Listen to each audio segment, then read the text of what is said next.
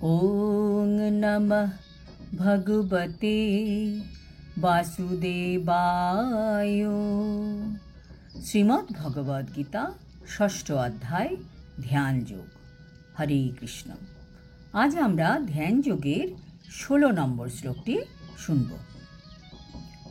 নাত্তস্নতস্তু Jogo অস্তি না চ একান্তম অনস্নতঃ না চাতি স্বপ্নশীলস্য জাগ্রত নৈব চার্জুন।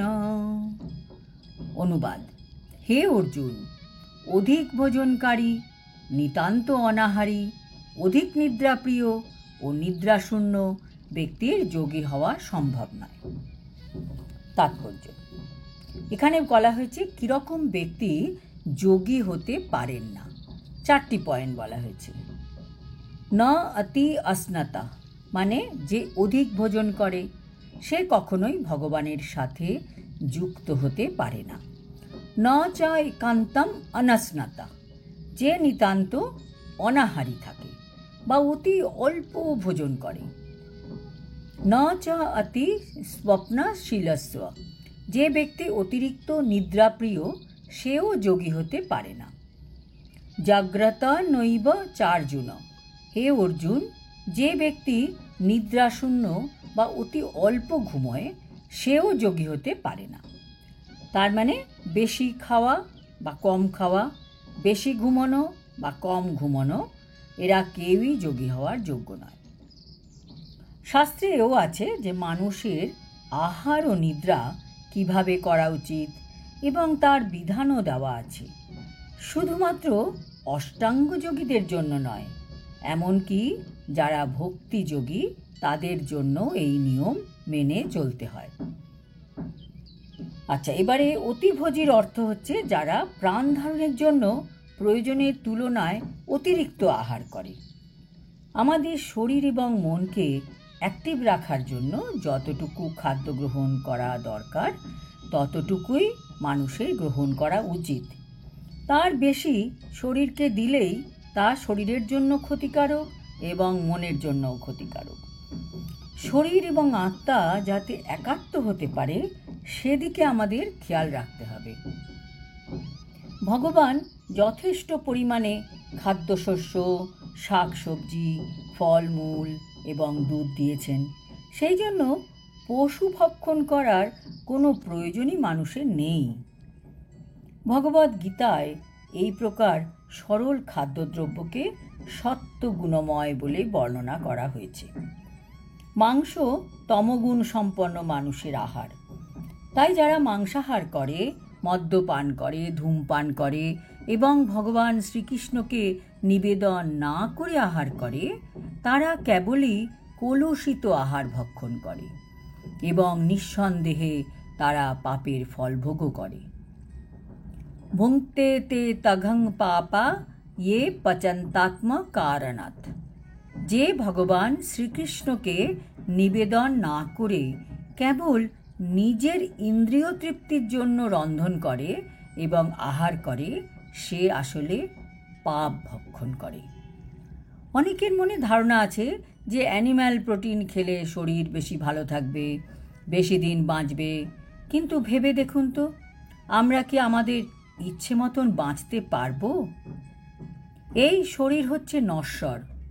যতই ব্যায়াম করুন আর ননভেজ খান, যখন এই দেহ বিনাশ হবার তখন হবেই, কেউ রুখতে পারবে না। কাজেই ভগবদ গীতা আমাদের শিক্ষা দিচ্ছেন যে এভাবে পাপ আহার করে বা প্রয়োজনের অতিরিক্ত আহার করে সে কখনোই যোগ অনুশীলন করতে পারে না। ভগবান শ্রীকৃষ্ণকে নিবেদন করে তার প্রসাদ গ্রহণ করাই হচ্ছে সর্বশ্রেষ্ঠ পন্থা। কৃষ্ণ ভাবনাময় ভক্ত ভগবানকে উৎসর্গ না করে কখনোই কিছু গ্রহণ করেন না। তাই কৃষ্ণ ভাবনাময় ভক্তই কেবল যোগ সাধনে পূর্ণতা লাভ করতে পারে। আমরা আমাদের মুখে যা ঢোকাচ্ছি সেই অনুযায়ী আমাদের মন তৈরি হয়। এখন মনে প্রশ্ন আসতে পারে, আমাদের কতটা খাবার শরীরে দেওয়া উচিত? আমাদের স্টমাকের যা ক্যাপাসিটি তার হাফ খাদ্য দিয়ে ভরা উচিত, আর যে হাফ পোর্শন রইল তার আধা জল এবং আধা বায়ু দিয়ে ভরা দরকার, তবেই প্রপার ডাইজেশন হওয়া সম্ভব।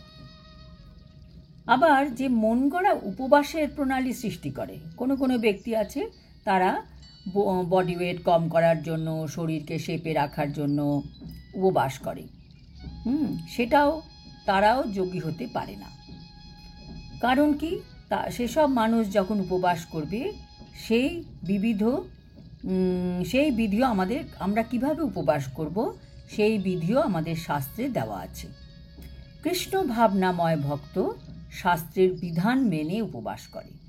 তারা মাসে 2 দিন 2 একাদশী আসে 15 দিন পর। কাজেই 15 দিন পর যখন মানুষ উপবাস করে তখন মানুষের শরীর ডিটক্সিফাই হয়, টক্সিন শরীর থেকে বেরোয় এবং সেদিন সে ভগবানের কাছে থাকার, ভগবানের নাম করার অনেক সময় পায়। এই জন্য একে বলা হয় উপবাস। উপ মানে কাছে আর বাস মানে থাকা। কাজেই এই উপবাসের ফলে আমরা শারীরিক ও আধ্যাত্মিক উভয় দিক দিয়ে উপকৃত হই। কিন্তু যে ব্যক্তি মন গড়া উপবাসের প্রণালী সৃষ্টি করে, কৃত্রিম উপায়ে আহার বর্জন করে, সে যথার্থ যোগ অনুশীলন করতে পারে না। কৃষ্ণ ভাবনাময় ভক্ত আহার ও উপবাস দুটোই পরিমিতভাবে করেন, তাই তিনি যোগ করার উপযুক্ত থাকেন।